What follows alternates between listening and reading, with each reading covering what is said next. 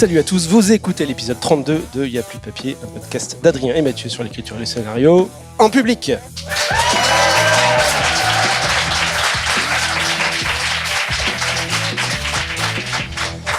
Très sympa cette bande-son de rire enregistrée d'applaudissements, Adrien. On croirait des vrais. Hein. Ouais, presque. C'est pas mal du tout. Alors ce mois-ci, numéro spécial, car nous allons discuter de Scénario Buzz, le site de Nathalie Lenoir, qui vient de fermer ses portes après 8 ans de bons et loyaux services. Oh. Nous allons revenir sur la genèse de ce projet, ses évolutions, sa fermeture, ce qui bien sûr nous amènera à aborder bien d'autres sujets. Et pour en parler, nous accueillons bien sûr Nathalie Lenoir, scénariste, romancière et réalisatrice. Salut Nathalie. Bonsoir. Elle n'est pas toute seule. À ses côtés, à mes côtés aussi, Marie Servan-Bargy. Tu regardes le texte pour être sûr quand même, parce que tu la connais Marie. Qui est cette personne? Bonsoir. Ouais, bravo.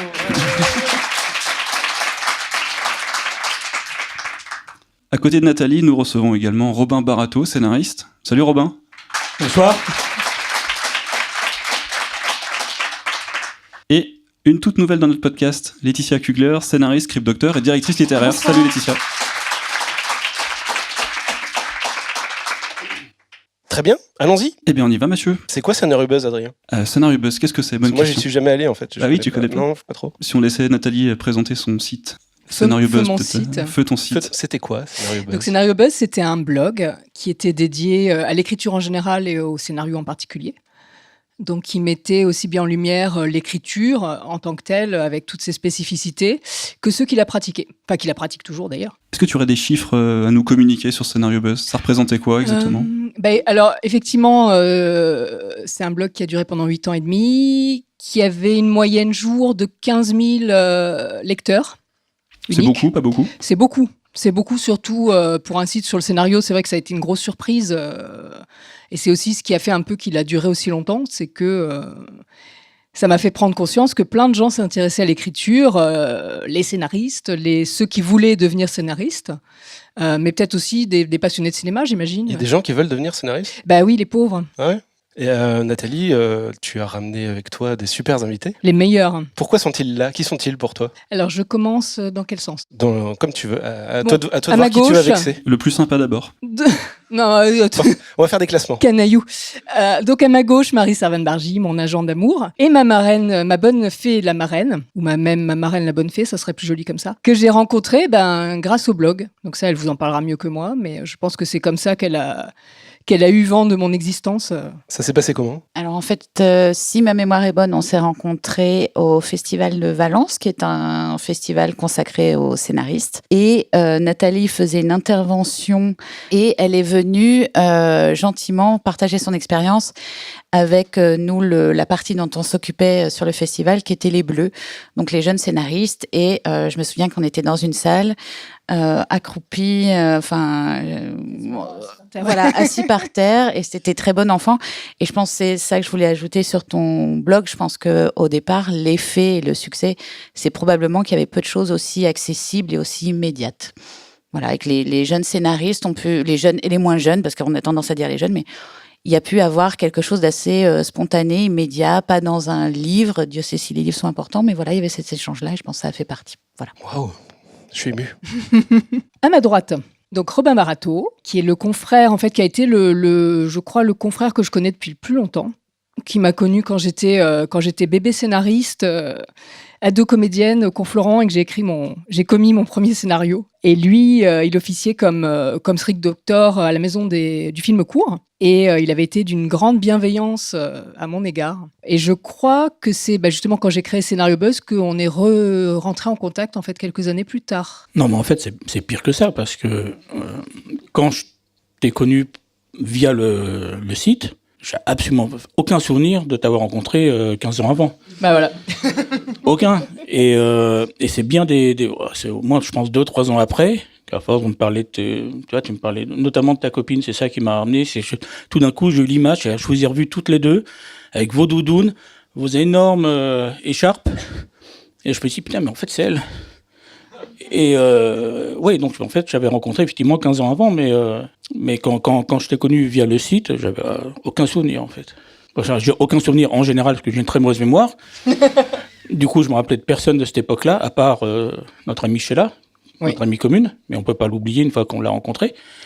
Et donc, oui, non, je me souvenais plus. Ça m'est revenu qu'après. Et donc, je voudrais préciser que Robin, ça a été un de mes premiers lecteurs assidus, justement, des gens de la profession, qu'il a été très enthousiaste. Enfin, dès le début du blog, c'était mon lecteur number one, celui qui m'a envoyé un message le matin pour me dire « Ah, il y a une coquille dans ton article !» Celui qui m'a donné des idées d'articles ou de rubriques. Enfin, ça a vraiment... Le blog lui doit beaucoup. Et enfin, Laetitia Kugler, qui est donc scénariste et script doctor, et que j'ai rencontré, je crois aussi, c'est un peu via le blog que tu avais entendu parler de moi. Et à l'époque, donc Laetitia était directrice littéraire dans une grosse société de production et avait contacté Marie Servan pour qu'on se voit. En fait, je crois que j'avais dit que je cherchais des projets puisque j'étais directrice littéraire. Et Marie Servan m'a envoyé, elle a bien travaillé, elle m'a envoyé des plaquettes. Et notamment la plaquette du Meuf Team, qui était un trio de scénaristes femmes. Avec plusieurs projets. Et moi, tout de suite, j'ai vu le nom de Nathalie et je me suis dit « Oh, mais c'est Nathalie Lenoir de Scénario Buzz !» Et comme je voulais la rencontrer, voilà, j'ai tout de suite fait venir le Meuf Team chez Shine. Et puis ensuite, on n'a rien, revu toutes les deux. Voilà, on n'a rien développé. Et par contre, on s'est revus toutes les deux parce que j'avais une idée de série d'animation. Et donc, on a travaillé à cette série qui s'appelle Ma culotte va craquer avec Nathalie. Et ensuite, voilà, j'ai aussi... C'est beaucoup revu aussi. Off Duty. En dehors, ouais. Et j'ai aussi travaillé sur le long, le truc de la page Absolument. 27. Voilà. Et j'espère que j'ai pas fini de travailler dessus. Ça m'étonnerait bien. Donc voilà mon histoire, le début de l'histoire avec Nathalie. Par rapport au site, alors du coup, quel a été ton apport, ton regard ? Moi, je lisais le blog. Et je trouvais que c'était assez formidable que les apprentis scénaristes, et les scénaristes d'ailleurs très aguerris, aient à la fois des outils. Et puis c'est toujours plus intéressant en fait quand quelqu'un a lu et digéré par exemple des bouquins et donne une traduction personnelle de problématiques d'écriture ou de questions, de réponses à des questions qu'on se pose en fait. Voilà. Et à la fois, les jeunes scénaristes s'y retrouvent parce qu'ils découvrent des choses, et les scénaristes aguerris, soit revoient des bases, soit découvrent des choses qu'ils connaissent pas encore, notamment en termes de bibliographie ou de filmographie. Et Laetitia, justement, de par sa casquette de script doctor, anime aussi beaucoup de formations. C'est quelqu'un qui a toujours été aussi très active auprès des jeunes auteurs et très désireuse je pense, de défendre aussi la profession de scénariste. Enfin, il y a un militantisme, je pense aussi, qui nous a réunis, en plus de tout le reste. Ouais. Moi, les scénaristes sont mes héros, hein. Voilà. J'arrête pas de le dire. Voilà, ils me permettent de travailler avec eux, de participer à leurs histoires, et je suis toujours admirative d'un monde concret ex nihilo, d'un univers de personnages.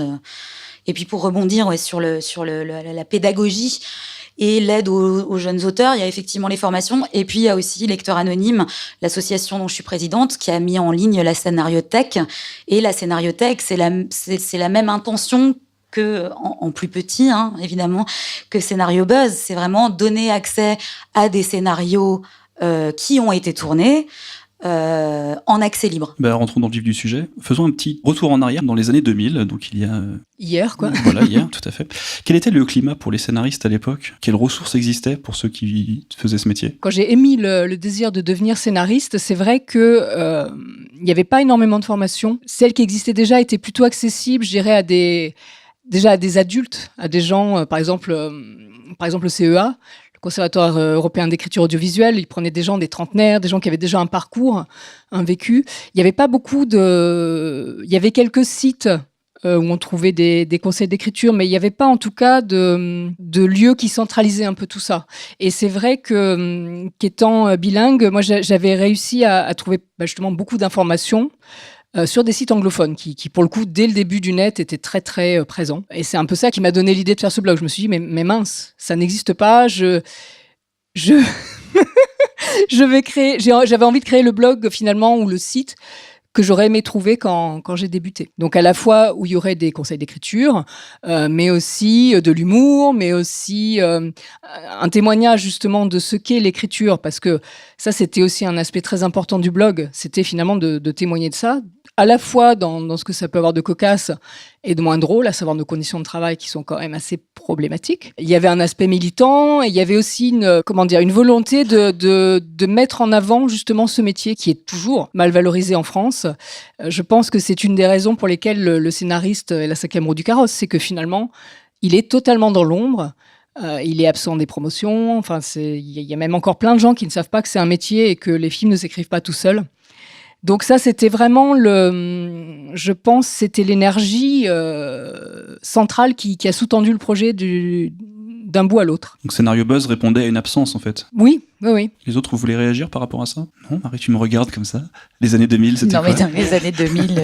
Qu'est-ce qu'on dansait dans les années 2000? T'étais pas né, de toute Tu façon. te souviens? Moi, non j'étais pas née. Non, tu te souviens pas? Non. T'étais trop jeune encore. Là où on peut rebondir, c'est je crois que dans le côté militantisme, dans le côté envie de transmettre, de partager, je pense qu'il nous réunit aussi, c'est que entre Laetitia, on parlait des jeunes auteurs, Robin, il a une tendance, j'allais dire fâcheuse, mais pas du tout, à valoriser tous ses co-auteurs, qu'ils soient jeunes ou pas. Il est vraiment une personne qui va mettre en avant, qui ne va pas vous juger en fonction de l'expérience. Disant ça, ne lui sautez pas tous dessus à la fin du... voilà, mais c'est vraiment quelqu'un qui valorise ses partenaires. Moi, à mon niveau, j'ai essayé de faire des choses aussi. Je crois qu'il y a ce côté de militant, dans le sens envie de partage et de transmettre du vrai, avec les bons et les mauvais côtés dont tu vas parler.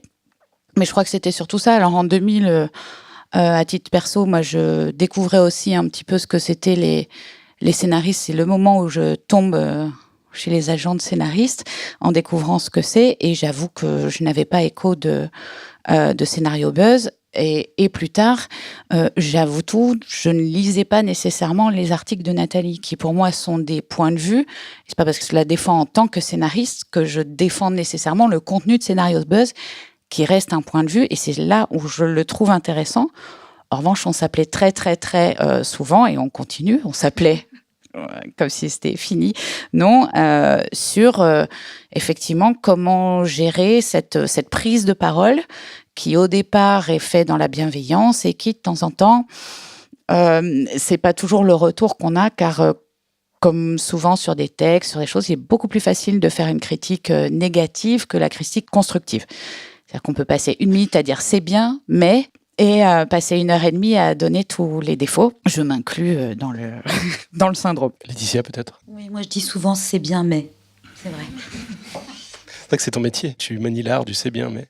Oui, moi j'ai pas lu dès les origines parce que j'étais monteuse, donc j'avais pas du tout, j'étais pas du côté de l'écriture, j'étais du côté de l'image et des sons. Et donc je suis revenue à l'écriture parce que j'ai fait des études littéraires, donc je suis revenue à l'écriture plus tard.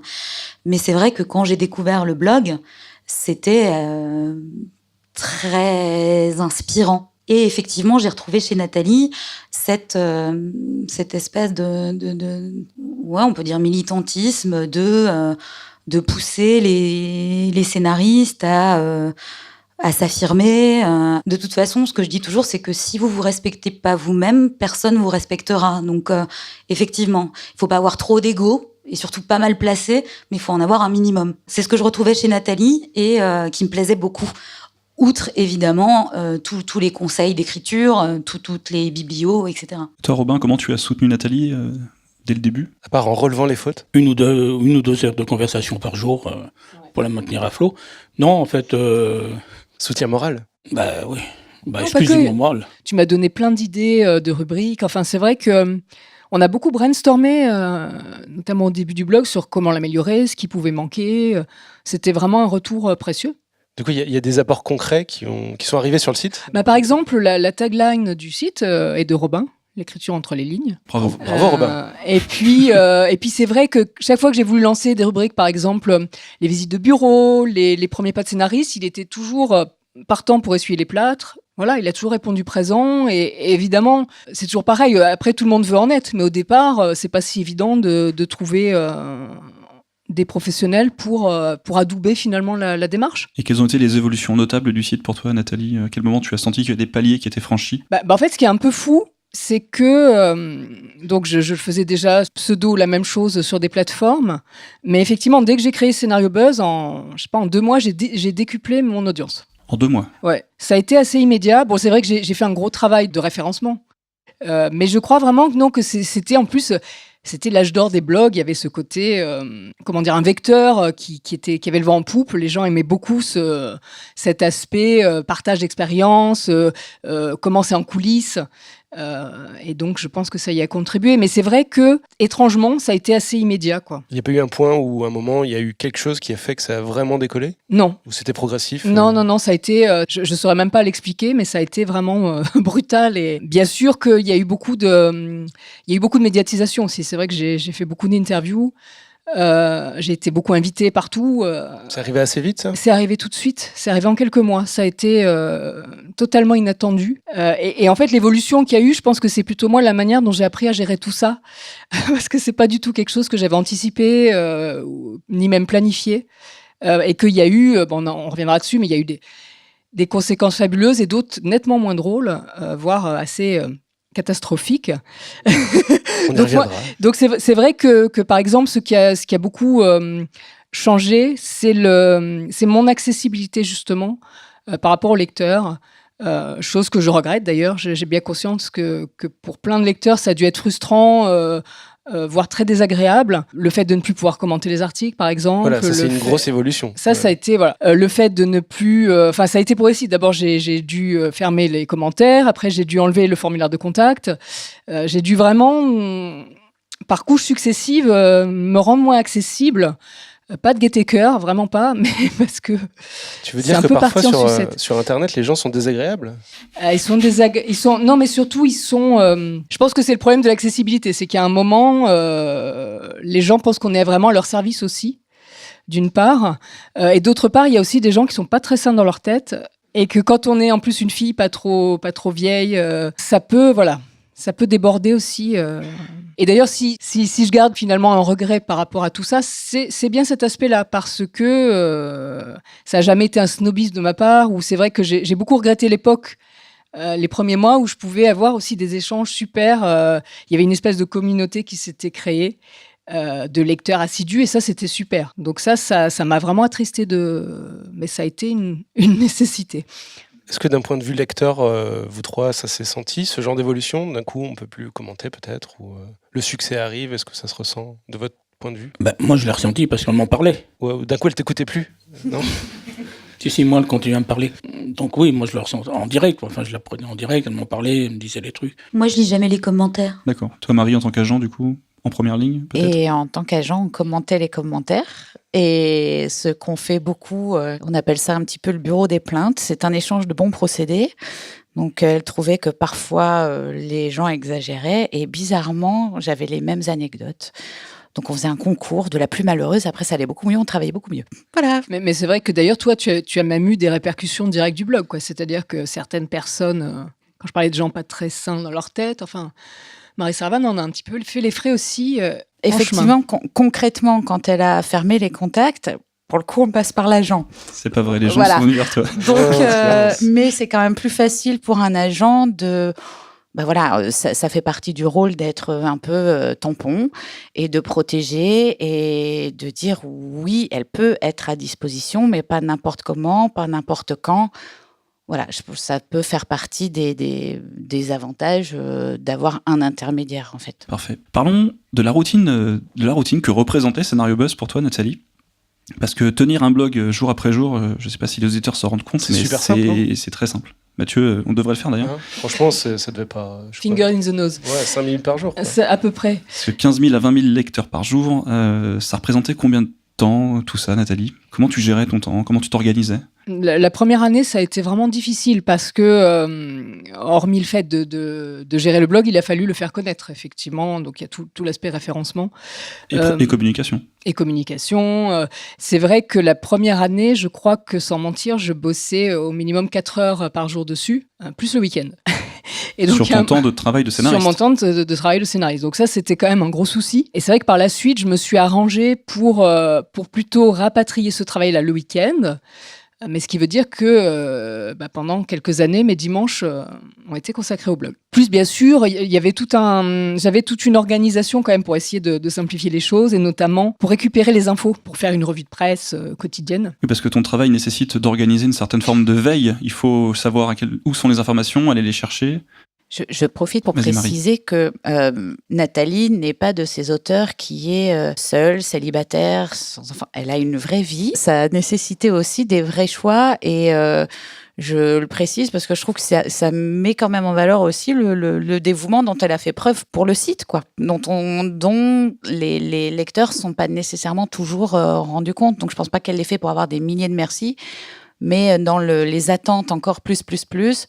Voilà, je pense qu'elle avait mis. C'est vrai que c'est devenu un peu un membre de la famille, hein, ce blog. Il était très prenant.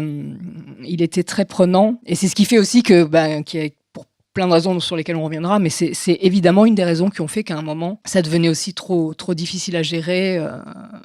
Notamment sur mon temps de travail. J'allais dire, certains ont des chats. Et toi, tu as un blog, mais tu as un blog et des chats. Mais j'ai aussi plein de chats. Donc, je multiplie un peu, moi. J'aime bien comme ça. Pourquoi faire simple quand on peut faire compliqué ? Est-ce que tu avais mis en place des outils, des choses qui t'aidaient pour automatiser certaines tâches, oui. Par exemple ? Donc c'est vrai que, notamment, on parlait de cette veille. C'est vrai que j'ai un super flux lecteur de flux RSS que j'ai paramétré dossier par dossier. Et effectivement, ça m'a pris un petit peu de temps au départ, mais du coup, et ça, je l'ai toujours, parce que je suis quelqu'un d'un peu curieux, qui aime bien se tenir au courant, mais c'est vrai que tous les matins, du coup, je reçois des milliers d'articles. Qu'il faut lire, sur trier. Des thématiques qu'il faut lire, qu'il faut trier. C'est vrai que j'avais toute une arborescence aussi de ces infos, de les classer selon, on va dire, leur caractère plus ou moins urgent. C'est vrai aussi que très vite, les attachés de presse ont flairé le filon, donc je recevais... J'étais inondée de catalogues de formation, d'événements, mais en même temps, ce qui est pratique, parce que ça me permettait de recevoir les choses et après de les traiter. Donc voilà, après, c'est des choses toutes simples, hein, c'est vraiment c'est de l'organisation, effectivement. J'avais aussi j'avais des listings d'idées d'articles. Tout était très organisé pour que ça me prenne le moins de temps possible. Mais ça prend du temps quand même. Mais ça prend du temps. C'est vrai que malgré tout, c'est vrai que typiquement, et d'ailleurs c'est rigolo parce que j'étais moi-même une grande lectrice de blog dans plein de domaines, et c'est vrai que, ça aussi on reviendra sur la monétisation et tout le team, mais c'est vrai que les blogs à succès en général rapportent beaucoup d'argent, et donc les blogueurs engagent des assistants. Voilà, chose dont je n'ai jamais bénéficié. Voilà, j'ai mes chats, mais c'est des gros branleurs. Donc en fait, j'ai bien essayé de les dresser pour me faciliter la tâche, mais c'était un peu le contraire. Je crois que tes assistants étaient tes invités aujourd'hui. Moi. Mais... Robin n'était pas assistant. C'est vrai que Robin, pour le coup, c'était plus qu'un assistant. Son aide était précieuse. Du coup, de votre point de vue, vous trois, ça sentait que ça prenait du temps chez Nathalie de ce blog? Pour le coup, c'est vraiment l'agent qui va parler. En ce qui me concerne, elle faisait ça le week-end en plus. Et Nathalie a toujours gardé une priorité absolue pour ses propres projets. Donc, en tout cas, moi, dans notre rapport professionnel, c'est-à-dire que le blog ne me concerne pas, ou de très très loin, parce qu'il fait partie de ce qu'elle fait, ce qu'elle aime faire, et voilà, mais c'est pas une partie dont je m'occupe. Je n'ai jamais été empêchée de quoi que ce soit parce qu'elle avait son blog. Elle a toujours écrit, eu des projets personnels. Est-ce qu'il a fallu de temps en temps rappeler qu'au-delà du blog, il y avait Nathalie Lenoir, scénariste, auteur-réalisateur, oui, mais comme plein d'autres scénaristes qui sont multicasquettes, et de temps en temps qu'on a envie d'enfermer dans une case, et voilà. Mais non, le blog... la manière dont ça a pu impacter un peu notre collaboration professionnelle par ailleurs, c'était plus dans des suggestions de temps en temps de sujets. Tiens, est-ce que ça pourrait être intéressant ci ou ça? À force de, quand je dis notre bureau des plaintes, on se disait, alors quand je dis bureau des plaintes, c'est un terme, c'est pour rire parce que parfois on ne sait pas comment expliquer les choses, donc ça a fini par donner, écoute, on va arrêter de se papoter toutes les deux, on va faire un article en ligne, donc... On m'a consacré 3 articles, voilà. Mais non. Mais après, moi, sur l'agent, vraiment, je m'en occupais pas, voire je m'en suis aussi servie. Parce qu'il y a des producteurs qui la suivent, il y a d'autres directeurs littéraires qui la suivent, et que je pouvais dire, ah, tu connais, mais justement, tu sais, elle est aussi une super plume en tant que scénariste et un regard, voilà. Est-ce qu'elle met dans ses scénarios autant de smiley que dans son blog? Non. Non, ça va? C'est pas. ça Ils m'inquiète sont un pas peu. tous. Ouais, ils sont pas tous smiley like. Tu vois, c'est pas. Ça dépend. Laetitia, tu voulais réagir du coup? Oui, je veux bien réagir parce que connaissant Nathalie, qui est hyper exigeante et hyper perfectionniste, c'est évident que pour le résultat article mis en ligne, il y a un énorme boulot derrière de documentation, d'analyse et de restitution personnelle en fait.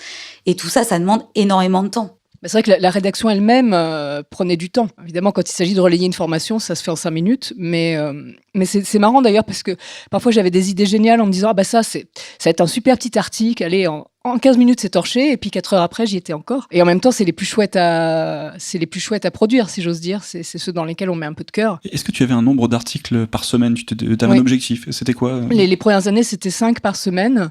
Et après, quand ça devenait trop chronophage, c'était 4. Ce Oui. qui fait quand même pas mal de... C'est quand même pas mal, oui. Est-ce que tu as des articles que tu aimes encore aujourd'hui et que tu ferais lire à tout le monde si tu Il pouvais? y en a certains d'ailleurs que j'ai rapatriés sur mon site pro. Parmi les rubriques, il y avait une chronique qui s'appelait Bigger Than Fiction, qui était, on va dire, une espèce de pastille humoristique sur la vie de scénariste, parce que je trouve que l'humour, ça fait passer bien des choses. Mais ce qui est très marrant, c'est que c'était vraiment un travail de fiction. C'était un espèce de petit feuilleton rigolo. Et ce qui est très, très drôle, c'est que les gens l'ont beaucoup pris au premier degré. C'est-à-dire, soit en pensant que j'étais aigrie, soit en pensant que je parlais de moi. Donc ça donnait des situations très drôles parce que quand je faisais une édition sur le scénariste en vacances, on me disait « Ah mais tiens, mais t'es pas en Bretagne, toi, justement, t'as écrit que… » alors que… Donc ça, c'était… Mais c'était marrant parce qu'en fait, je me suis beaucoup amusée à les faire. Et puis, il y avait aussi les bureaux d'auteurs. Ça, c'est vraiment une rubrique que j'ai créée pour ma pomme, pour me faire plaisir à moi, sans même me demander si ça plairait ou pas. Et d'ailleurs, c'était loin d'être la rubrique la plus lue. Mais moi, j'ai toujours été fascinée par ça, par entrer dans le bureau de romanciers, de scénaristes. Marie? Pour le coup, moi, c'est une de celles qui me plaisait beaucoup parce qu'elle incarnait les auteurs et c'était pas juste des plumes. Et j'aimais bien voir les photos et ça personnalisait les auteurs. Voilà, s'il y a des articles que je lisais, c'était en particulier ceux-là, quoi. On peut y retrouver d'ailleurs le bureau de Robin Barato. Enfin, on pouvait y retrouver. Notamment, Voilà. oui, ça a été un des premiers à accepter, peut-être même le premier à accepter de le faire, ce qui n'est pas rien, parce que mine de rien, c'est quand même très intime comme exercice. Et d'ailleurs, parce que justement Robin a accepté tout de suite et quelques autres, évidemment, après c'est toujours l'effet « Quoi, et lui il y est, moi je veux y être ». Donc après, c'est plus les gens qui me faisaient des appels de pied plus ou moins discrets pour figurer. Mais j'étais fière parce que je trouve que oui, c'était une rubrique qui avait de l'âme, quoi, qui était chouette. Nathalie a fait 2 rubriques, moi je trouve vraiment importantes, qui sont donc le bureau, et une qui a duré moins longtemps, qui était les premiers pas. Comment les scénaristes racontaient comment ils ont débuté.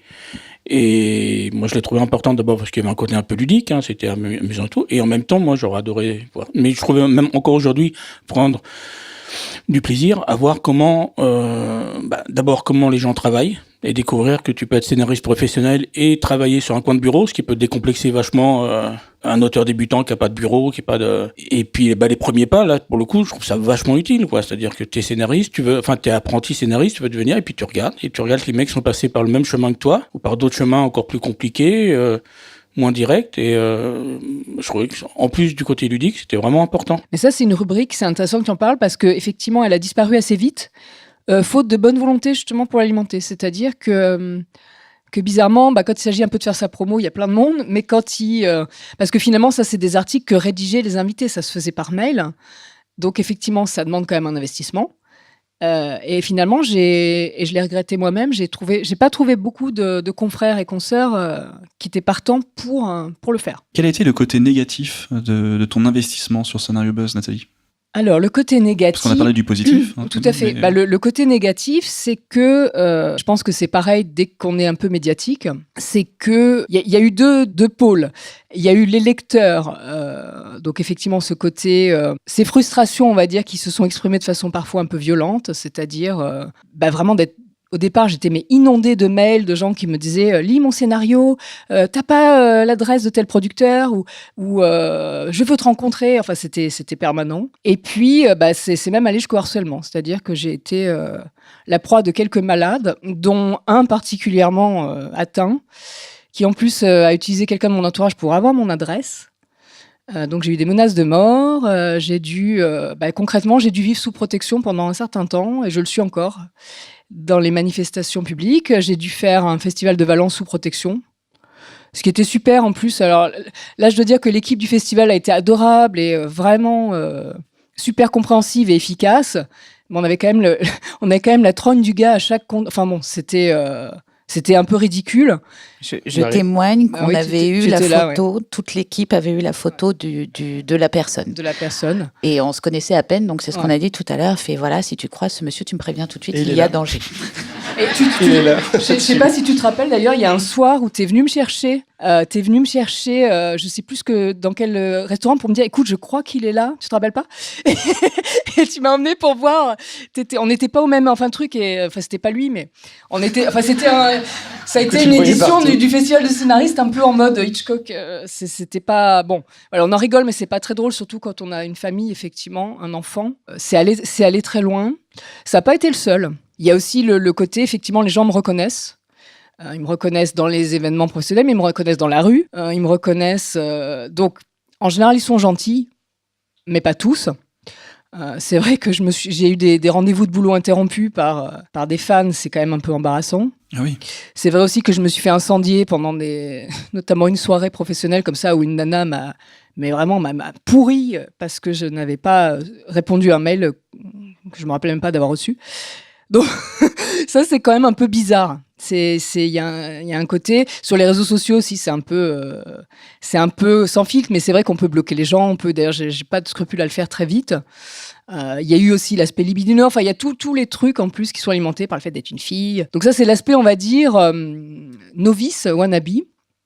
Et puis après, il y a eu l'aspect professionnel, c'est-à-dire que ça a été très tranché aussi. J'ai eu énormément de soutien, de bienveillance de la part de plein de gens, mais pas que. Et donc, il a commencé à avoir des petites rumeurs qui circulaient sur mon compte, des petites choses charmantes, des petites insultes, Nabila du scénario, ou pute, parce que j'avais une jupe sur une photo de promo, et que donc, je cite, je véhiculais le message que j'étais prête à faire des choses avec ma bouche, on va le dire poliment, pour faire mes scénarios. Enfin, bon, il y a eu des petites choses comme ça, très sympa. charmantes. C'est génial. Surtout de la part de gens que je connaissais très bien. Donc ça, c'est quand même sympathique. Ce qui est rigolo, en tout cas, c'est que de la part des producteurs, des chargés de développement, on va dire, des réalisateurs, il y a toujours eu en tout cas à ma connaissance, beaucoup de bienveillance et de sympathie quant au projet. Et finalement, les seules fois où c'est parti en sucette, c'était avec d'autres scénaristes. En préparant cette émission, tu nous avais dit qu'un producteur, notamment, avait vraiment apprécié ton travail et que t'avais vraiment soutenu dans cette démarche. Bien sûr, mais plusieurs d'ailleurs. Ça fait super plaisir. C'est vrai que j'ai même rencontré via Laetitia un très très grand monsieur de la production qui a été un temps patron directeur de la fiction d'une chaîne, et qui apparemment, je ne savais pas, fan. voilà, qui était un grand fan du blog, qui en parlait à tout le monde. Et c'est un immense bonhomme, donc c'est vrai que après je l'ai rencontré. C'est sûr que ça fait super plaisir. C'est même assez émouvant. Marie, ouais. Et puis, tu as été quand même pas mal sollicité dans la presse au-delà, Ah oui. au-delà du blog. Ah bah c'est vrai que oui, c'est sûr qu'après, faut pas se mentir, le fait, même si c'était pas planifié, le fait d'être d'un seul coup très médiatique dans une profession qui ne l'est pas. Donc évidemment, les journalistes, quand ils cherchent scénaristes, ils arrivent très vite sur ma pomme. Donc c'est vrai que j'ai eu une grosse couverture médiatique, je l'ai toujours. Et c'est vrai que ça a servi ma carrière de scénariste, évidemment, par rebond, puisque, voilà, ça c'est sûr que ça c'est plutôt sympa, on va pas se mentir. Tu as quand même été nominé au... Alors j'ai reçu un prix même. Un prix, oui. J'ai reçu un schmuck de la part Oui, il y a eu le schmuck, bien sûr. de l'association Séquencette, donc qui est une association de jeunes scénaristes qui récompense des personnalités qui ont une bienveillance, je pense, vis-à-vis des jeunes auteurs. Donc ça, c'est vraiment une récompense dont je suis très, très fière. J'ai été aussi finaliste au Golden Blog Awards, catégorie cinéma, ce qui n'était pas rien parce que, justement, face à tous ces sites généralistes sur le cinéma, il y avait le site sur le scénario. Je suis quand même arrivée deuxième, donc j'étais super fière. C'était cool, quoi. Marie, est-ce que tu as eu des demandes bizarres pour Nathalie, justement? Par rebond, c'est arrivé chez toi ou pas? Honnêtement, non. Parce que je pense que pour le coup, c'est très différent de devoir passer par un intermédiaire, de penser qu'un intermédiaire ayant eu la demande va retransmettre cette demande. Enfin, faut vraiment être convaincu de sa connerie, je vais le dire. Voilà, c'est qu'il y a un moment, faut être droit dans ses bottes pour aller demander n'importe quoi à quelqu'un qui est un intermédiaire. Le problème dont parle Nathalie, c'est le problème de la proximité. Comme elle est sympa dans son blog, elle l'a incarné, elle l'a dit, elle est nature. Donc, elle doit nous répondre à nous en tant que lecteurs. Elle est à notre service. Et puisqu'elle prétend aider les scénaristes, et ben donc moi je suis scénariste et donc tu dois m'aider. La problématique de Nathalie, de Nathalie Lenoir, c'est de rester avec un grand sourire et de dire. En fait, je te dois rien, je t'ai déjà donné tout ça, tu prends, je suis ravie que tu t'en serves, mais demande pas plus, parce que, à force, je te le dis avec le sourire, mais je vais être obligée d'être méchant parce que tu n'entends pas. C'est très différent de m'appeler moi pour dire, je veux que Nathalie, elle fasse ça pour moi. Et moi, je leur dirais, je crois que ça ne va pas être possible. Tu veux dire que les gens sont lâches ? Peut-être, peut-être un peu. Non, honnêtement, j'ai pas eu de demandes tordues, plutôt des demandes d'articles de journalistes, de présidentes de jury, Oui, c'est vrai que j'ai fait beaucoup de jury aussi. Ouais. Ça, c'est cool. de coécriture éventuellement, est-ce qu'elle pourrait lire mon livre, mais là aussi je précise parce que tu n'en as pas parlé, que c'était un choix propre à Nathalie et c'était pas là pour faire de la pub. Donc voilà, c'est Nathalie qui choisissait si et pourquoi elle avait envie de parler de tel livre, de tel film, de telle formation. En aucun cas il y avait moyen de la soudoyer. Mais ce qui est marrant d'ailleurs que tu en parles, parce qu'on a essayé de me soudoyer. J'ai arrivé dans les trucs croustillants. C'est vrai que, comme dit Marie Servan, j'ai toujours choisi mais tout ce qui a été mis en avant sur le blog, c'est-à-dire les livres, mais aussi les formations, notamment les script doctors, parce qu'il y en a d'excellents et très bienveillants, mais il y a aussi beaucoup d'escrocs dans ce métier. Et donc, j'ai essayé à plusieurs reprises de mettre en garde aussi mes lecteurs contre les concours un peu chelous, les formations qui promettent monts et merveilles, mais avec un formateur qui a jamais rien fait. Et un de ces formateurs s'est senti un peu visé. Et en fait, il a voulu me graisser la patte pour que ça s'arrange. Et en fait, ça ne s'est pas fait. On n'est pas très enfin, parmi les gens qui prêchent la bonne parole et des tas de choses gentilles à mon égard, il en fait partie. Mais c'était hors de question. C'est bien qu'on parle de tout ça. On va parler de faire vivre le blog. Parce qu'on peut le dire tout de suite, tu t'es enrichi sur le dos de tes lecteurs. C'est mais grave, tu crois que je l'ai acheté où, ma Porsche ? Ils sont tous venus te réclamer de l'argent. Voilà. Il y aura un règlement de compte après l'enregistrement. Alors, ça t'a rapporté des centaines de milliers d'euros, on peut le dire aujourd'hui. D'ailleurs, je crois que tu n'écrivais même pas tes articles. Ah bah non, mais j'avais une armée. C'est Robin qui. C'est Robin qui déjà Robin, oui. Robin était garde du corps et auteur bien en sûr. cachette. Il est temps qu'on le dise aujourd'hui. On va rétablir la vérité. Qu'on le dise. Non, en vrai, au niveau financier, on a entendu des choses très nulles. Ah on a entendu beaucoup de choses. Mais alors, c'est très drôle parce qu'il y a même quelqu'un qui m'a fait une espèce d'équation dans son mail en me disant « J'ai lu dans l'article de Libération sur les blogueurs mode que tant de visiteurs, ça faisait tant de fric. Donc, j'ai calculé que toi, tu avais tant de visiteurs et que voilà. » Donc, non, concrètement, ça m'a jamais rapporté rien du tout. C'est aussi un choix de ma part. J'ai pas voulu le monétiser. J'ai été approchée, par exemple, par deux éditeurs, gros éditeurs, qui voulaient ouvrir boutique sur le blog. J'ai refusé. Par une société de casino en ligne, enfin, par plein de gens qui auraient aimé. Non, ça m'a coûté de l'argent, concrètement. C'est-à-dire qu'en gros, le message, c'était vous réussirez mieux en jouant au casino qu'en étant scénariste. Voilà. C'est vrai que statistiquement, c'est plus simple. Ce qui est vrai. Hein, ce qui est pas faux. Je comprends l'approche. Le seul partenariat que j'ai accepté, c'était avec Amazon. Pour une raison très simple, c'est que j'avais la liberté totale de choisir les articles mis en avant. C'est pas eux qui me proposaient des choses, c'est moi qui allais générer des liens. Et ça me rapportait un chèque cadeau tous les mois. Voilà, point. Oui, ce qui est plutôt une démarche classique quand on a un site. Ouais, ce qui est cool. Même nous, sur notre site, quand on parle de livres qui sont recommandés dans le podcast, il y a des liens vers Amazon et c'est écrit quelque bien part. Sûr. Mais c'est le seul partenariat que j'ai accepté. Et donc non, concrètement, ça... Chèque cadeau qui te permettait de lire tous ces livres que tu recommandais après, c'était pas pour t'acheter des chaussures. Non, mais c'est clair. C'est vrai aussi que ce qui est chouette, c'est que on m'en a offert beaucoup des livres. J'ai reçu beaucoup de... En même temps, c'était intéressé, mais bon, en tout cas, moi, j'étais ravie qu'on m'envoie des ouvrages à chroniquer. Mais voilà, non, ça a toujours été une volonté, ça a toujours été clair. C'était important, je crois. C'est pas du tout... Quelque part, c'est pas honteux. Je pense que qu'un blog qui représente autant de travail rapporte de l'argent. Et en même temps, vu qu'il y avait ce côté Huggy les bons tuyaux, de dire bah tiens va voir tel coach, il est super, à partir du moment où il y a de l'argent dans l'affaire, ça perd je trouve que ça aurait perdu en crédibilité peut-être.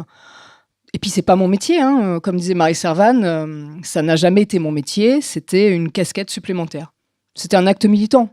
Très bien. Robin, j'ai une question pour toi. Tu collabores souvent avec des jeunes auteurs ou avec d'autres auteurs de manière générale. Est-ce que tu as eu des échos de ces personnes-là vis-à-vis de Scénario Buzz ? Non, je crois pas. Merci Des Robin. gens qui seraient venus par scénario. Non, par contre, j'en ai qui me viennent par le Non mais les gens qui bâchent. podcast. C'est vrai. Ouais.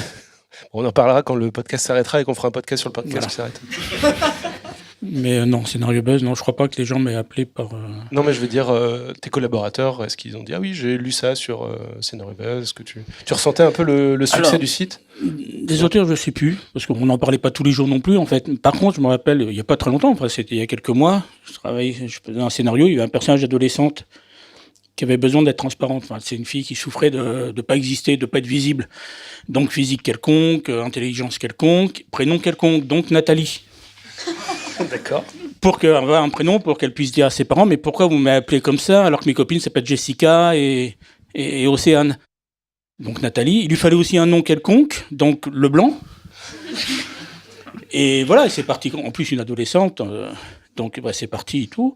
Et puis on voit je vois la productrice, qui a priori est très loin de l'univers Scénario Buzz, et qui me dit, alors c'est même pas une question, elle me dit ça comme ça, elle me dit Nathalie Leblanc, c'est pour Nathalie Lenoir. Grillé. Alors que je suis Psychopathe, donc. à peu près sûr d'avoir jamais parlé de Nathalie avec elle. Et donc, je sais pas d'où c'est ça. Alors, je sais pas comment elle connaît Nathalie. Enfin bon, par le site, probablement. Hein. Et je sais que par contre, elle la connaît pas non plus. Enfin, tu connais pas la productrice. On en a... Je l'ai jamais rencontrée, mais elle me suit sur les réseaux sociaux. Oui, mais... Et je sais pas comment elle sait qu'on est... Enfin bon, voilà. Elle m'a sorti ça comme ça, puis on est passé à autre chose. Nathalie, tu es partout, Je suis partout. faut croire. Est-ce que vous avez d'autres anecdotes dans le genre, tant qu'on y est ? Moi, j'en ai Chers une, amis. avant d'oublier, qui est un peu faux folle, c'est que le blog s'est fait hacker 2 fois. Ah oui, je m'en souviens d'une autre. Notamment la seconde par Al-Qaïda, donc ça Oui, c'était c'est quand celui-là. même... Véridique. C'est sympa.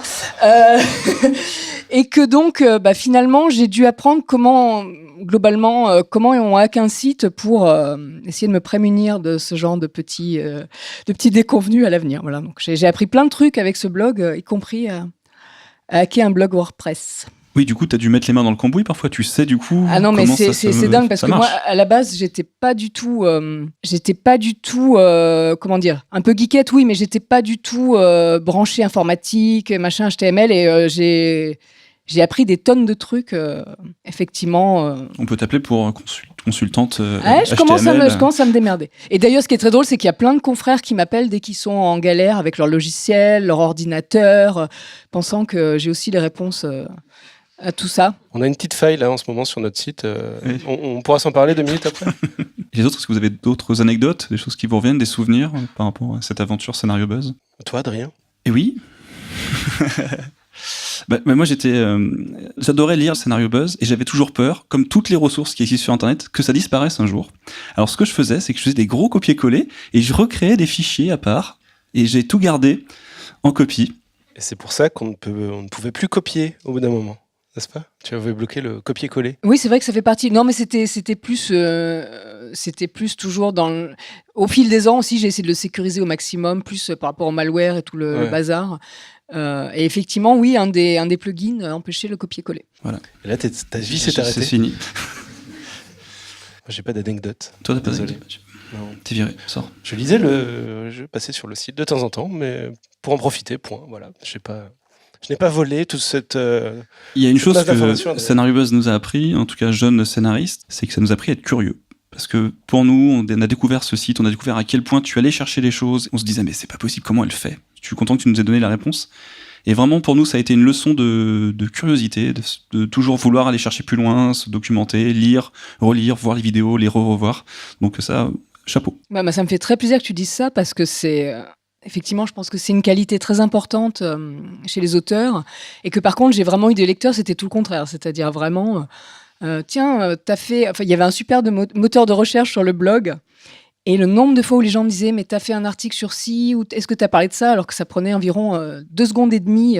Donc je suis ravie si ça a marché sur certains lecteurs. Merci. Est-ce que tu as eu des témoignages de personnes qui t'ont croisé, qui t'ont remercié pour quelque chose en particulier? Ouais, ça y a une tendance? c'est arrivé de temps en temps et ça fait très très plaisir. Et notamment, c'est arrivé quelques fois même que je rencontre des auteurs, jeunes auteurs ou même professionnels qui m'ont dit que c'est là finalement qu'ils avaient qu'avaient débuté leur vocation et leur foi dans ce métier, en se disant c'est possible. C'est vrai que ça c'est toujours. J'ai essayé de jamais être trop candide parce que c'est vrai que c'est un métier qui est compliqué. C'est difficile de devenir scénariste, c'est encore plus difficile peut-être de le rester. Mais à côté de ça, l'esprit, c'était d'encourager les gens. C'était pas non plus qu'ils aient envie de se suicider après m'avoir lu. Donc c'est vrai que ça, c'est la plus belle des récompenses, c'est ça. C'est quand j'ai croisé des personnes que ça a pu aider d'une manière ou d'une autre. C'est super. C'était un peu le but de la manœuvre. On va commencer à évoquer la fin du site. On a fait un petit peu le tour du sujet. Quelle a été l'évolution globalement? Qu'est-ce qui a changé du début à la fin? Sur ces 8 ans? Il y a plusieurs choses. Il y a on va dire, extérieurement, je pense qu'il y a des choses qui ont changé dans le besoin, dans la nécessité de ce site. C'est-à-dire que effectivement, il y a eu de plus en plus de formations, de lieux. Laetitia en parlait tout à l'heure, par exemple la scénariothèque. Enfin, il y a quand même beaucoup plus de ressources, je pense, aujourd'hui. Et le podcast, il n'y a plus de papier. Évidemment, les podcasts, dont le vôtre. Et ça, j'allais y venir. Mais parce que je crois aussi que, pour parler du podcast, que le blog est un peu mort en tant que tel. C'est vrai qu'on le voit dans plein de domaines, que ce soit la mode même. Enfin, c'est pas que le cinéma. C'est un format, je pense, qui a vécu. C'est vrai qu'aujourd'hui, il y a le podcast, il y a les vlogs. Déjà, il y avait cette conscience qu'à un moment ou un autre, il faudrait que j'évolue vers un autre, sans doute, format, ou que je pense que l'intérêt se serait émoussé. Et j'avais pas envie de l'arrêter en mode loose. À la limite, j'avais envie d'arrêter le truc un peu tant que ça plaisait encore. Ça, c'est une première chose.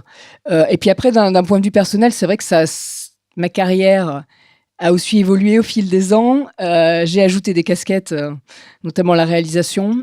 Et ça devenait plus possible, clairement, à gérer. C'est vrai que j'ai essayé de faire les choses bien et à fond. Et que j'avais pas envie non plus que ça soit un espèce de blog fantôme en mode pilote automatique, mais avec plus de substance à l'intérieur. Ce que ça serait fatalement devenu aussi en continuant. Donc, c'est une décision qui a été mûrement réfléchie?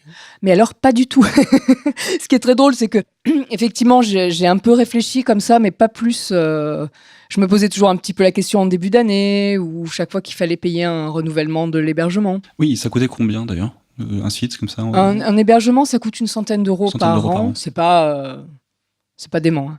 Sur 8 ans, ça fait... Voilà. Ouais. Mais effectivement, non, par contre, ce qui est très drôle, c'est que la décision a été prise en 10 minutes. Quoi. C'est vrai qu'il y a eu un moment où je me suis dit, bon, c'est bon. Tu n'as pas consulté Robin ou Laetitia? Du tout. Tout le monde a été un peu surpris parce que évidemment, ça m'a fait un gros pincement au cœur. Donc, sans doute aussi pour me forcer la main à moi-même, je l'ai annoncé tout de suite. Je me suis dit, allez hop. Justement, je voulais pas tergiverser, je voulais pas que les gens, même si adorables, me disent mais non, voilà. Donc j'ai décidé de le faire, je l'ai fait, et tout le monde a été un peu pris au dépourvu, mais je pense que c'était la seule façon dont je pouvais le faire, en tout cas à ce moment-là. Vous, Laetitia, Robin, vous avez vécu cette fermeture d'une certaine façon? Vous avez eu des répercussions? Moi j'ai une répercussion directe, c'est qu'elle est plus là le dimanche en fait.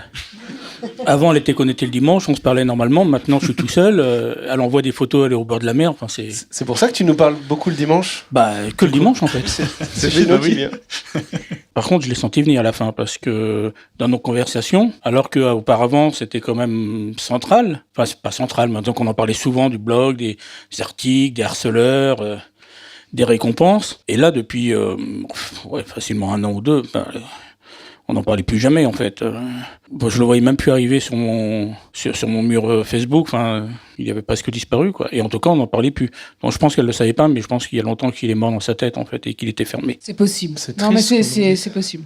C'est même certain. Toi, Laetitia? Après, faut juste observer. C'est vrai que Nathalie a des projets qui ont évolué vite et bien ces derniers temps. La question, le fait d'être réalisatrice est très important pour elle.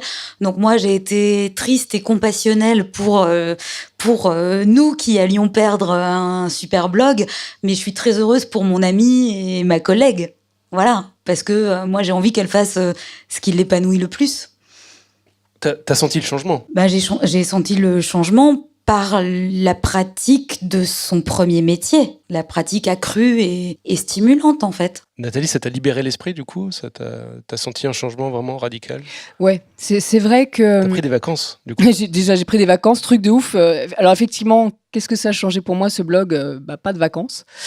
Ouais. Effectivement, étrangement, j'ai recommencé à en prendre. Non, mais c'est vrai que surtout j'ai pris conscience à ce moment-là que je commençais à le faire plus pour les autres que pour moi-même, et que même si je pense que, enfin, c'était une volonté première, de partager avec d'autres, là ça devenait un peu ridicule quand même. Fallait pas que ça devienne non plus un fardeau. Et de même que j'avais pas envie de l'arrêter en loose, j'avais pas envie de l'arrêter en ne l'aimant plus, ce blog, qui m'a quand même coûté pas mal de temps et de travail. Donc je pense que c'était le bon moment pour que nos routes se séparent. Très bien, donc le site a fermé, mais tu ne disparais pas pour autant. Je ne suis pas morte. Non, je ne disparais pas. En plus, je suis quand même quelqu'un de très ultra connecté. Donc, bon, déjà, je tiens à préciser que la page Facebook perdure, où je continue de poster toutes les ressources qui débouchaient sur le blog. Ce qu'il y a plus, c'est on va dire le côté rédaction d'articles, mais les formations, les infos, les trucs qui vont bien, ils y sont toujours quotidiennement. Ensuite, je suis effectivement aussi sur Twitter. Enfin, je pense que... Et puis, je suis toujours en vie. Parce que finalement, tout ce travail de veille, tu le fais aussi pour toi. Bien sûr, parce que de toute façon, tu parlais, Adrien, tout à l'heure de la curiosité. Moi, je pense que c'est vraiment, je sais pas si c'est une qualité ou un défaut, mais en tout cas, un de mes traits de caractère. Et que je pense que c'est indispensable pour un auteur professionnel de se tenir au courant de ce qui se passe, quoi. Donc ça, évidemment que... Et donc... Puisque j'ai ces infos, évidemment que je continue à les partager dans la mesure du possible, tant qu'à faire. Est-ce que tu penses qu'il y aurait besoin encore aujourd'hui d'un site comme Scénario Buzz? Est-ce qu'un jeune qui veut se lancer aurait intérêt à le faire? Je pense qu'elle a calmé tout le monde là, hein, Ouais. avec les, Ou alors, les côtés négatifs. Non, enfin, c'est pas quelque chose que Non, j'ai l'impression que le format du blog n'est plus... Je pense d'ailleurs, vous pouvez en parler certainement mieux que moi, puisque quand vous avez lancé le podcast aussi, on en avait parlé.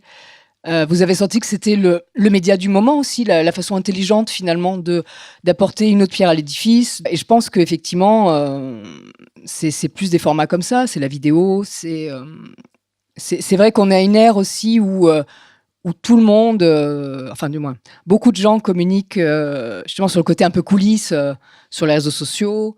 Donc je pense que le blog n'est plus... Après, ça peut être Ce qui est clair, c'est que c'est un super outil pour apprendre à écrire aussi, et peut-être pour s'épanouir en tant que scénariste.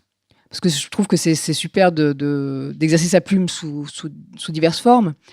Mais je suis pas certaine, en revanche, que ça aurait le même effet. C'est toujours pareil, c'est ceux qui sont là en premier aussi, qui récoltent les bons fruits et les mauvais. est-ce que tu aurais des conseils à donner pour si quelqu'un veut se lancer dans l'écriture d'un blog, des petits conseils pragmatiques comme ça à donner après 8 ans de bons et loyaux services? Hormis l'assiduité, parce que c'est vrai que je pense qu'en tout cas, ce qui fait le succès d'un blog, c'est de publier régulièrement. C'est pareil pour un podcast, hein, vous avez à cœur de toujours être là le premier du mois. Je pense que c'est important, ce rendez-vous avec l'auditeur ou le lecteur. Et puis après, c'est d'être authentique et en même temps de bien peser ces mots. Mais ça, c'est valable pour tout ce qui est dans la webosphère, hein, que ce soit une photo, que ce soit effectivement... il faut assumer aussi tout ce qu'on va véhiculer. Il faut l'assumer en bien comme en mal. On peut pas être complètement candide, je pense, quand on se lance dans quand on se lance dans ce genre d'aventure. Le web est méchant. Et puis il faut pas oublier qu'il y a d'autres auteurs aussi qui ont des blogs et qui partagent leur expérience. Ils existent encore. Oui, mais alors, ce qui est important, je crois, c'est que tu trouves toutes les infos, en fait, sur le net. Mais ce qui est important sur un blog comme celui de Nathalie, c'est que tu trouves toutes les infos recentrées sur un seul. C'est comme quand tu veux réparer ta chasse d'eau, en fait. Tu peux trouver des informations à droite à gauche, mais il y a un moment, tu es content quand tu trouves une vidéo qui t'explique tout de A à Z. J'attendais le truc. Et c'était un peu ça, en fait. C'est un buzz, c'est que tu avais toutes les infos. Du scénario. Tu avais du rédactionnel, tu avais du ludique, parce qu'il y a comme tous les... On n'en a pas parlé, mais tous les articles sur sa pharmacienne... et compagnie, et la belle-mère pour qui c'est pas un vrai métier, etc. Donc ça mettait aussi du truc. T'avais de l'info. Les personnages récurrents. De l'info pure, donc en fait t'avais toutes les infos nécessaires. Mais c'est vrai que ça n'a jamais été un blog sur moi, en tout cas. Ça, c'était la spécificité, c'est que même si de temps en temps je confiais des anecdotes, des coups de cœur, des coups de gueule, tout ce qu'on veut, le but, ça n'a jamais été de parler de ma gueule, quoi. C'était de parler de mon métier. et d'offrir un témoignage en tant que scénariste, mais avec une volonté de, que ça puisse servir au plus grand nombre. En tout cas, ça, c'était, je l'aurais pas fait sans ça. Non pas que je condamne ceux qui le font du tout. Au contraire, c'est très courageux, justement, mais en tout cas, moi, ça m'intéressait pas comme démarche. Évidemment, il y a des gens qui écrivent des blogs, même des gens qui ne devraient pas écrire des blogs. Mais on lit un blog plutôt qu'un autre pour une personnalité, en fait. Pour la subjectivité dont je parlais tout à l'heure, pour on se familiarise avec l'auteur du blog, on apprend à le connaître, même si c'est justement une représentation fictionnée de lui-même, et on s'attache à lui, et on est en empathie, et on a envie de partager des choses avec lui. C'est pour ça qu'on lit, qu'on lisait sans doute, en tout cas moi, le blog de Nathalie. Pour avoir des nouvelles de la pharmacienne et de la belle-mère. Eh bien, on a fait le tour du sujet, je crois. Bah ouais. Avant de passer aux questions du public, on a une petite surprise pour toi, Nathalie. Oui. Un striptease d'Adrien, bien sûr. Et pour cela, on va accueillir Jean-Marie Roth, mesdames, messieurs. Jean-Marie, viens un peu le tour comme ça. Bonjour, je voudrais aujourd'hui vous parler de Nathalie. Grande surprise. Ça fait 4 ans que j'enquête sur elle à temps plein et j'ai fait pour vous donc le résumé de sa vie. Nathalie, tu vas prendre le résumé de ta vie. Nathalie, tu es née le 27 janvier 1993, tu as donc 25 ans.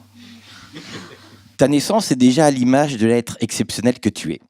En effet, tu nais prématurément après 6 mois de gestation, car tu as déjà hâte de faire le bonheur de tes contemporains. Tu es toutefois placée en couveuse, mais hélas, l'engin de survie tombe en panne. Comme il y a d'autres prématurés à côté de toi, tu te sers de pingue la nourrice qui tient tes couches pour réparer l'engin. Au moins tes couches auront servi à quelque chose, car il faut le rappeler, tu es né propre. Au terme de brillantes études, tu obtiens le bac avec mention très bien, à l'âge de 8 ans. Bac que tu as pourtant failli ne pas avoir, car le jour de l'épreuve de philo, tu donnes au CERN à Genève une conférence aux effets de l'intrication quantique sur la gravitation. Heureusement, le Nobel de littérature que tu as reçu l'année précédente pour ton roman La couleur de l'ombre incite le jury à t'auditionner hors délai. Ton attrait au cinéma naît un peu par hasard aux États-Unis où tu te rends un jour afin de négocier des accords de paix entre Andorre et Liechtenstein, qui sont à l'époque à 2 doigts de lâcher l'un sur l'autre leur arsenal nucléaire. Tout cela fut tenu très secret afin de ne pas affoler les populations et éviter les émeutes. Bref, c'est en sortant de ces négociations parfaitement réussies que tu prends quelques photos que tu exposeras ensuite dans le monde entier, car tu es également une photographe de talent. Dans le viseur de ton appareil, une tête connue, Steven Spielberg. Il semble un peu perdu et paniqué car il vient de perdre son portable. Pensant que tu ne parles pas la langue de Shakespeare, il montre le tien du doigt et dit d'une voix un brin rocailleuse « Téléphone maison ». Cet incident t'inspire. Dans la nuit, tu lui écris l'un des plus grands succès de l'histoire du cinéma, car tu es aussi scénariste. Il faut dire que tu as l'habitude de sauver les âmes perdues. Comme ce jour où, te promenant dans la capitale, tu vois un homme en larmes. Il te confie s'appeler Robert et vouloir monter des cours de théâtre. Hélas, il n'a pas un client. Tu lui suggères alors de changer le nom de ses cours, de plus appeler cours Robert, mais cours Florent, par exemple. Conseil qu'il va suivre et ainsi connaître la renommée. En remerciement, il t'accueillera à ses cours que tu suivras avec tout le génie qui te caractérise. Quelques années plus tard, aux États-Unis à nouveau, tu vois un pauvre R désespéré, prêt à se jeter du haut d'un pont. Tu parlementes avec lui, le ramènes à la raison et lui sauves ainsi la vie. Il s'agissait de Bill Gates, qui trouvait son invention totalement inutile aux hommes, voire dangereuse. Tu lui montres alors Scénario Buzz, ce qui lui fait comprendre que son travail permet aussi de créer des choses merveilleuses. Merveilleuses comme toi, chère Nathalie. J'ignore si le portrait que j'ai dessiné de toi comporte quelque inexactitude. À peine. Sur moi, j'étais un peu en deçà de la réalité. Mais une chose est certaine, tu es la personne la plus talentueuse, la plus généreuse, la plus profondément gentille au sens réel du terme, que j'ai le bonheur et l'infinie fierté de connaître. Et apparemment, je ne suis pas le seul.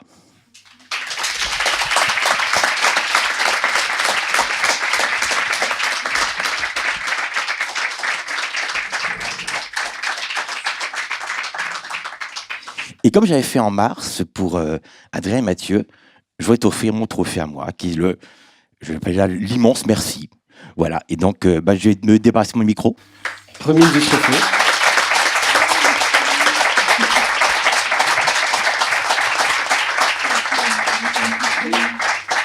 Jean-Marie, est-ce que tu peux expliquer la symbolique de ce trophée ? Attends. Alors, ce trophée... Dans le micro. Alors déjà, qu'est-ce qui est écrit dessus ? Parce que ça nous intéresse. Je ne sais pas lire. C'est écrit dessus... Meilleur site scénario Buzz, Nathalie Lenoir. Ça symbolise, en fait, vous voyez ici, c'est la flamme de la création, de la créativité, que protège Nathalie. Et ici, ce sont les auteurs. Donc, tu protèges les auteurs. Merci Jean-Marie. Merci Jean-Marie. Super chronique. Ça remplacera ta chronique du mois de novembre. Du coup, quand t'as pas d'idée pour une chronique, tu reviens avec un trophée, quoi. Merci Jean-Marie. Merci à vous tous. Est-ce qu'il y a des questions dans le public? C'est le moment, chers amis. Si vous avez envie de poser une question à Nathalie ou aux autres invités, vous pouvez. Approchez-vous. Alors, bonjour, comment t'appelles-tu? Alors, je me présente, je m'appelle Philippe Lafitte, je suis écrivain et scénariste. C'est un peu pour ça que je suis sorti de mon fauteuil. C'est que j'ai connu donc le site ou le blog de Nathalie. Je pense que maintenant ça doit remonter à 7-8 ans. À peu près les années 2010, où j'ai commencé à me dire qu'en plus d'écrivain, j'allais essayer de faire scénariste.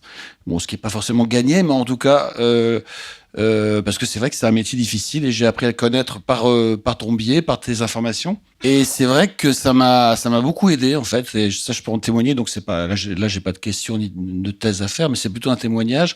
Ça m'a beaucoup aidé, ça m'a pas mal motivé et surtout ça m'a motivé au quotidien. C'est vrai que à partir du moment où j'ai commencé à m'intéresser, à découvrir un peu par hasard ton blog, parce que bon, ça fait partie des choses qu'on découvre comme ça en fouinant sur le net. C'est devenu quand même quelque chose qui était un peu ma lecture quotidienne, surtout à un moment donné où j'étais obligé de me concentrer beaucoup pour démarrer, apprendre et essayer de développer et de générer des idées de scénario et des projets. Et donc ça devenait ça allait un peu avec mon café quotidien. Donc je m'installais le matin assez tôt parce que je me lève relativement tôt quand même, et je démarrais avec mon café et Scénario Buzz. Donc c'était plutôt agréable, mais surtout au-delà du côté agréable, c'était quand même une mine effectivement d'informations. Et c'est vrai que en t'entendant parler maintenant de la manière dont ça fonctionne et de la manière dont tu fais, je me rends plus compte de ce que ça représente comme ce que ça génère comme veille, comme énormément de travail. Bon, je m'en doutais bien hein, quand même, je suis pas neuneux, mais là, c'est vrai que concrètement, savoir que c'est effectivement des notifications, je sais pas comment tu appelles ça, qui arrivent effectivement pour avoir des centaines, voire des milliers d'articles pour pouvoir faire le tri et tout. J'imagine que nous-mêmes, quand on cherche un peu de la documentation, c'est déjà beaucoup de temps. Alors là, je peux imaginer qu'en plus de son métier de scénariste, faire la veille et le tri, la sélection de la veille des articles et de la documentation, c'est quand même un truc énorme. Et dernière chose, après je vais vous laisser le micro, je voulais aussi témoigner d'une chose qui est peut-être pas forcément, enfin qui a pas été dite là. Moi j'ai pas mal d'amis écrivains, donc puisque j'essaie d'avoir les deux casquettes, et je sais pas si c'est répertorié, je pense pas que ça le soit statistiquement, mais en tout cas ce qui est intéressant et ce qui est bon à savoir, c'est qu'il y a beaucoup plus, ou en tout cas il y a beaucoup d'écrivains qui consultent ton site. Moi j'en connais pas mal qui viennent voir très régulièrement. Donc c'est intéressant quand on parlait d'écriture de se dire que c'est aussi des passerelles entre des écritures qui sont pas forcément si éloignées que ça. Le scénario, le roman, c'est quand même des choses ça se fait pas forcément de la même manière, mais c'est quand même très très proche et quand même un peu le même univers de départ, enfin son univers à soi. Et moi je connais beaucoup d'écrivains qui sont soit des écrivains pur et dur, ou soit des écrivains qui sont aussi scénaristes, qui venaient en tout cas très régulièrement consulter et regarder et lire Scénario Buzz. Donc ça c'est un peu mon petit témoignage, voilà, un peu à double casquette, quoi. Et en tout cas, bon là j'allais pas dire bon vent pour Scénario Buzz, mais en tout cas bon vent surtout pour la suite, quoi. Donc voilà. Merci Philippe. Merci Philippe. Question ou témoignage, hein, d'ailleurs, apparemment. Bonjour, je m'appelle Élise, je suis scénariste en devenir, j'espère. Je me posais la question parce que tout à l'heure, Nathalie et Marie Servan, vous sembliez dire qu'il y avait eu des moments, des choses, des articles, notamment par le ton un peu subjectif, qui ont fait qu'il y a eu pas mal de réactions, soit des lecteurs, mais aussi dans le milieu. Est-ce que vous avez des exemples d'articles ou de thématiques, de sujets qui ont vraiment fait parler et fait un peu controverse? C'est vrai que il y a eu plusieurs. Par exemple, concernant Marie Servan, c'est vrai qu'on avait fait une série d'articles sur le métier d'agent de scénariste, sur les spécificités justement. C'était au moment où passait la première saison de 10%. Et justement, c'est un travail très différent, en fin de compte, agent d'acteur ou agent d'auteur. Donc on avait fait comme ça, c'est ce qu'on s'était dit, plutôt que de répondre toujours aux mêmes questions, on avait fait une série d'entretiens pour clarifier ça. Donc ça moi j'avais, en tout cas je sais pas toi, mais les échos étaient très bons pour le coup. Non mais c'est plutôt, déjà c'est vrai que je suis montée au front quelquefois pour dénoncer certaines choses quand d'autres collectivement se taisaient. Je pense pour compléter, si vous voulez, je suis pas sûre qu'il y ait eu d'articles emblématiques parce que Nathalie n'a pas non plus créé la polémique volontairement si c'était pas la volonté en tout cas. En revanche, c'est la difficulté de la prise de parole, d'essayer de défendre une idée. Et il peut y avoir tendance à réduire la profondeur d'une idée. Ça n'est qu'un article, ça n'est qu'un point de vue dans un contexte. Sorti de son contexte, on peut faire dire beaucoup de choses, même à quelque chose d'écrit. Donc les violences qu'il y a pu avoir, moi j'ai pu avoir quelques échos négatifs aussi, en disant ouais, c'est qui cette meuf, elle se prend pour qui, de donner des leçons de scénario. Si on n'aime pas, c'est comme plein de programmes en télévision, au cinéma, on n'est pas obligé d'adhérer. Il n'y a pas d'adhésion payante et on ne demande à personne d'être d'accord. En revanche, d'aller faire du bashing par derrière sans se mouiller et sans proposer autre chose, ne pas proposer, c'est un petit peu facile, effectivement, peut-être un petit peu lâche. Ce qui a pu se passer, c'est plutôt ça. Disons que, en ce qui me concerne, on a plutôt essayé de m'emmener sur un terrain qui n'était pas très favorable à Nathalie en disant « Mais est-ce que tu es d'accord avec ça ?» Pour moi, ça n'est pas la question. Elle a eu le courage d'une prise de parole, qu'on soit d'accord ou pas, on fait et on crée le débat. Et ça, c'est intéressant. Et de la même manière, quand j'ai participé, moi, effectivement, j'ai dit des choses dans un contexte, à une époque, en fonction d'une série qui parle du métier d'agent. Et moi, tout le monde me dit, ouais, c'est comme dans la série. Puis, alors, ça m'amuse beaucoup parce qu'il y a plein de choses qui sont vraies, il y a plein de choses qui sont fausses, mais c'est mon point de vue. À moi, en aucun cas, je ne me pose comme la sachante des agents. J'ai une manière de travailler particulière comme n'importe quel agent, comme n'importe quel scénariste, n'a pas le même bureau, n'a pas la même méthodologie, n'a pas les mêmes animaux, n'a pas les mêmes... Non, il y a une typologie des animaux chez les scénaristes, je suis désolée. Enfin voilà, la violence, elle était, ou la polémique, elle était là, mais souvent un petit peu par derrière. Bah, toujours par derrière.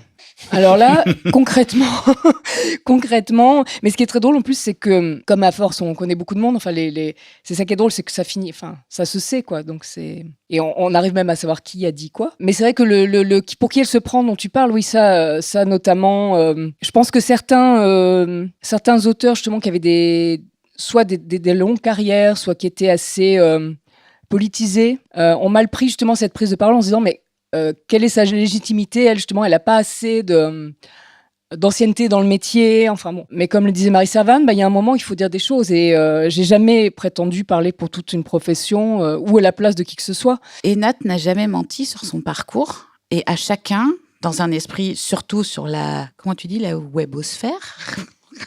Je suis pas geek pour un sou, donc, mais à chacun de savoir qui parle, dans quel contexte, et donc il aura un prisme, voilà. La visibilité de Nathalie aussi, si elle aime un film ou pas, elle ne se pose pas en censeur parce qu'elle a scénario buzz. Il y a un moment, c'est Nathalie Lenoir, la femme, la scénariste, la personne, la ménagère, qui aime ou qui n'aime pas. Enfin, la responsable des achats, pardon. Une autre question ? N'ayez pas peur, approchez-vous. Bonsoir, je m'appelle Frédéric, je suis assistant réalisateur. J'ai rencontré Nathalie Lenoir par le biais Scénario Buzz, en fait, donc en découvrant son travail et en prenant contact avec elle. Je ne sais plus très bien par quel biais, peut-être par... LinkedIn, je crois. LinkedIn, peut-être, oui. Voilà, donc ça fait quelques années qu'on se connaît, qu'on se suit. Et donc moi, j'effectue ce métier d'assistant qui m'a permis de lire pas mal de scénarios dans une circonstance un peu spéciale qui consiste à le décortiquer pour aller vers le tournage. Et donc avec une lecture différente peut-être, en tout cas bien orientée, on va dire. Et en fait, je me disais en t'écoutant que ce métier de scénariste, déjà, le scénario en tant que tel, c'est un objet transitoire. Donc il n'est pas accompli une fois qu'il est écrit, c'est un point de départ. Et je pensais à Cyrano, en fait, et je me disais que Cyrano était peut-être la plus belle image possible à donner du travail de scénariste. Agreed. mais je voudrais rebondir sur ce que disait Frédéric, parce que c'est vrai que ça aussi, c'est un aspect qu'on a pu me reprocher. Du fait que j'étais scénariste et que je défendais mon métier et l'objet scénario, certaines personnes n'ont pas compris que je le désacralise aussi par moment en disant, bah oui, ce n'est qu'un outil de travail. C'est normal qu'un réalisateur et son équipe le prennent, le retournent dans tous les sens. J'ai essayé d'avoir une vision un petit peu globale de l'objet, on va dire, dans la chaîne. Et ça a pu être vécu comme une trahison par certains auteurs qui voudraient peut-être qu'on accorde à l'objet scénario le même fétichisme qu'à une œuvre littéraire. Et c'est vrai que moi, c'est pas un point de vue que je partage. Nouvelle question. Bonsoir, je m'appelle Romain. J'avais une question, parce que du coup, Senior Buzz était devenu une grosse base de données avec beaucoup d'informations super intéressantes. Et du coup, je voulais vous demander pourquoi avoir complètement supprimé le site. Alors d'abord, elle est pas supprimée, elle est juste hors ligne. C'est Adrien qui a tout piqué. C'est Adrien qui me l'a volé. Il y a plusieurs raisons à ça. La première, c'était dans un souci d'éviter que certains actes de malveillance, justement, parce que tout au long de ces 8 années, il y a quand même quelques petits malins qui ont essayé de faire... Non, je sais pas, je te regarde pas pour ça, Adrien. Et la deuxième raison, c'est que même si ça sera pas immédiat, j'ai des projets quand même d'en faire quelque chose. Parce qu'effectivement, comme vous le dites, c'est vrai que oui, c'est quand même tout plein de travail.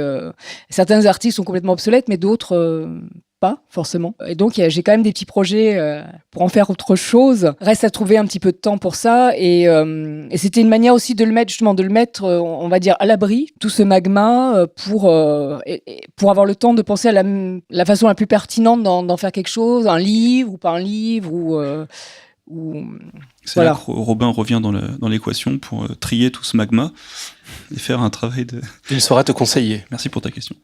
Merci beaucoup. Merci au public. Peut-être si vous avez un dernier mot à faire passer, un petit message. Laetitia, Robin, Marie.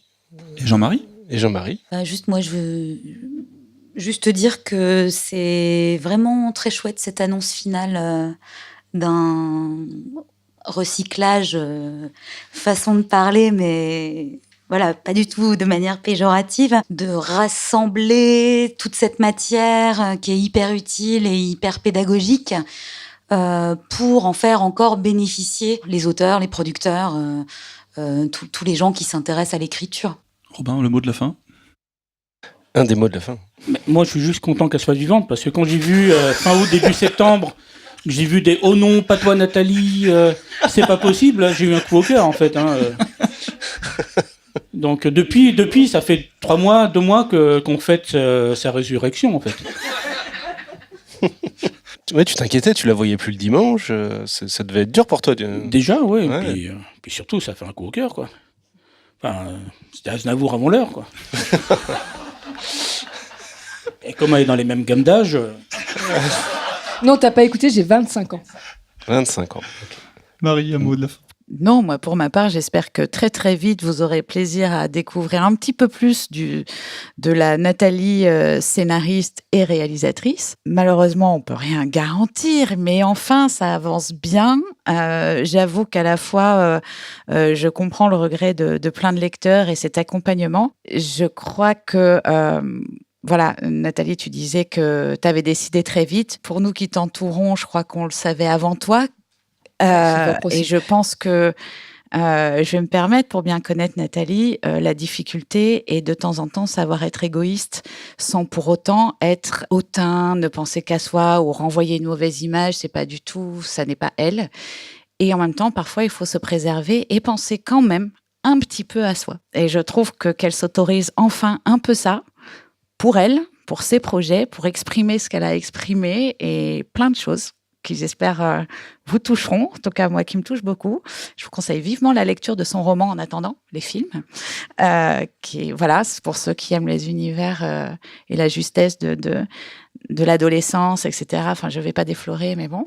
Voilà, je pense que elle a plein de choses encore à faire, à dire. Et non, elle n'est pas morte du tout. Je compte pas mourir tout de suite.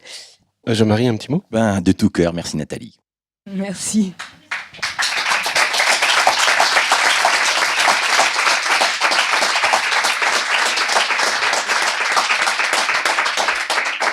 Enfin, le vrai mot de la fin pour Nathalie. Le vrai mot de la fin. Non, mais je voudrais dire tout ce qu'il y a eu de vraiment très beau aussi dans... On a parlé donc un peu du contenu du blog, mais il faut revenir... aussi à son âme, c'est-à-dire les lecteurs. C'est que si justement j'ai fait tout ce travail pendant toutes ces années, c'est parce que les lecteurs étaient au rendez-vous. C'est parce que même si effectivement j'ai dû un petit peu prendre des distances, j'avais encore des témoignages, je sentais qu'il y avait quand même un enthousiasme et que ça avait une petite utilité. Donc ça, pour moi, c'était précieux aussi d'avoir ces retours et je me suis sentie quand même tout au long de cette aventure portée aussi par ça, par toute la bienveillance, parce que voilà, finalement, les mauvais côtés ou les petites aigreurs d'estomac, ça n'a aucun poids au final face à tout ce qu'il y a eu de génial autour de ce blog. Et puis je voudrais dire, effectivement, moi-même, je suis un petit peu triste qu'il s'arrête. Mais voilà, mais l'esprit de ce blog, ça a toujours été de dire à mes confrères et à ceux qui allaient devenir aussi Les scénaristes, padawans, les padawans, Les padawans, effectivement. mais oui. C'était de leur dire justement de se bouger un peu les fesses. C'est un métier qui est difficile, mais qu'on aime, qu'on choisit, qu'il faut pas subir, et que alors bon. Moi, j'ai trouvé ce biais qui était le blog. Vous avez créé un podcast. Il y a plein de gens qui essaient de faire des choses. C'est pas un métier où il faut rester, esclave du désir des autres aussi pour créer. Et que donc cette flamme, il faut aussi, comme le disait Marie Servan, le mettre au service de ses propres projets, de ses propres envies. Et que là-dessus, il y a eu un malentendu peut-être chez certains auteurs, mais moi, j'ai jamais pu de toute façon aider personne à faire ce métier. J'ai juste essayé d'encourager ou de témoigner aussi mon amour pour. Et que je suppose que si vous l'avez lu, c'est que vous aimez aussi ce métier. Donc, allez-y, quoi. On y va. Allons-y. Merci au public. Merci à vous d'être venus.